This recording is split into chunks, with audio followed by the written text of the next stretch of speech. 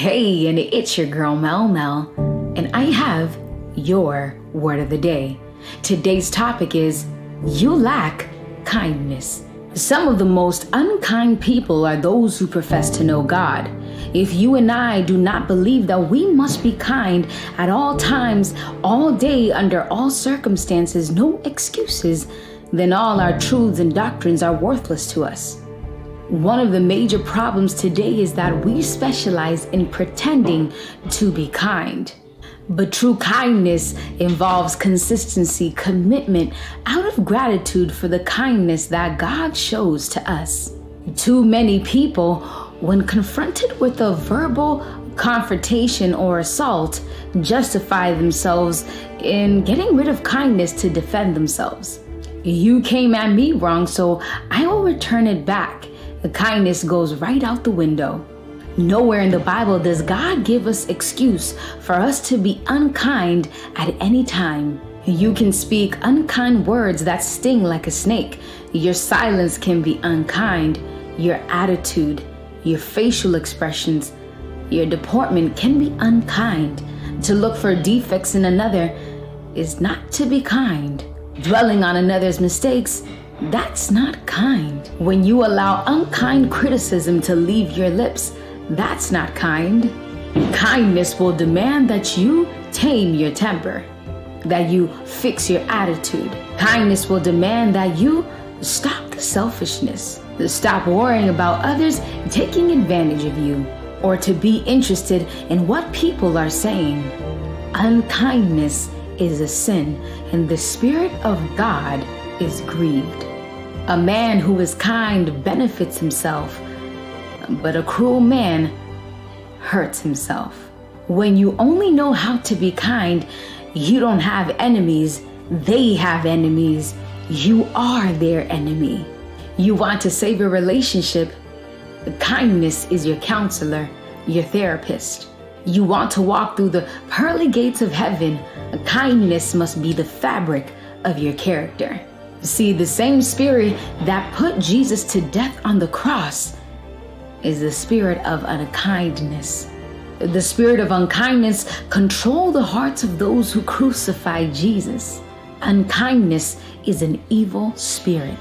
And if your home is not governed by kindness, there is no peace, there is no happiness. Your home will be broken. Someone once said men are known for their wisdom, but loved for their kindness. You are loved because you are kind. It is very difficult and hard to love someone that is unkind.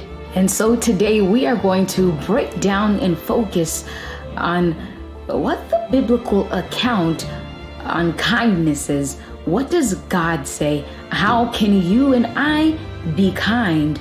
How can we change? How do we respond to assault and aggravation? And so let's break it down. In Proverbs chapter 31 is the famous chapter about the virtuous woman, what it means to be a virtuous woman, meaning an honest woman, a woman of character. In Proverbs 31 verse 26, it reads, "She opens her mouth with wisdom, and in her tongue is the law of kindness." And so the Bible tells us that a virtuous woman, in her tongue is the law of kindness. Yes, kindness must be a law. It must govern us for the peace, for the security, for the happiness of our homes, of our workplaces, of our relationships with our friends, our influence. This is not just for women, but for men as well, for God's children. For the woman who is looking for a husband, for a spouse, for the man who is looking for a wife, for a partner. If you are not right, God will not send you someone that you will make miserable.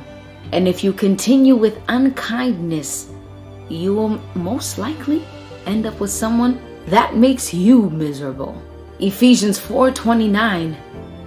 "Do not let any unwholesome talk come out of your mouths, but only what is helpful for building others up according to their needs, that it may benefit those who listen." And so the instruction is, don't let anything come out of here that will degrade, that will put down anyone, but something and things that build up according to the needs of those around you. The law of kindness requires us to build up, to have an influence that is so wide and deep that it impacts positively those around us. Luke 6:35. But love your enemies, do good to them, and lend to them without expecting to get anything back. Then your reward will be great and you will be children of the Most High, because He is kind to the ungrateful and wicked. Kindness is the ability to love people more than they deserve. Kindness is the most powerful regulator of peace and happiness. Kindness is to stand up for those who cannot stand up for themselves. Kindness, love, and courtesy mark the Christian. And just like Christ, when we are spit on, when we are hit on, when we are crucified, just like He said on the cross, we will say, Father, forgive them, for they know not what they do. Most people do not realize that when they say I love you, they are just trying to express how they feel, but kindness is love in action. And so God instructs us in Colossians 3 verse 12. Therefore, as God's chosen people, holy and dearly loved, clothe yourselves with compassion, kindness, humility, gentleness, and patience. If it is not kind, it is not of God. If he or she is not kind, he or she is not a child of the Most High. 1 Corinthians 13 verse 4, love is patient and kind. Love does not envy or boast. It is not arrogant or rude. Love is kind. Ephesians 4:32, be kind and compassionate to one another, forgiving each other, just as in Christ God forgave you. To be kind is to forgive. So if there's anyone you have not forgiven, it is time to heal, even if they did you wrong. It is better that you approach them and you fix it. Kindness is God.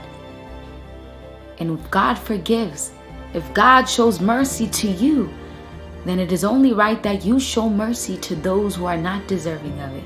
But 1 John 3 verse 18 says, let us not love in word or talk, but in deed and in truth. Jesus said in John 14:15, if you love me, keep my commandments. And so God says, if you love me, show me. If you love me, don't say it, show me. Be not hearers of the word. Don't just talk. Don't just say you know me and that you love me, but show me how. Show me in how you treat your neighbor. Show me that you can forgive like how I forgive you. Show me that you can have mercy like how I have mercy on you. Show me. Not only does kindness prepare a way for a happy home, but for a happy eternal home. Not only does kindness help us to have peace in our homes, but kindness gives us peace. It connects us with God, the God of peace. Pray for kindness to rule your heart. How can we be kind? We must depend on God to be kind. God doesn't command us to be kind and leave us to show Him, but He says, I will help you to be kind.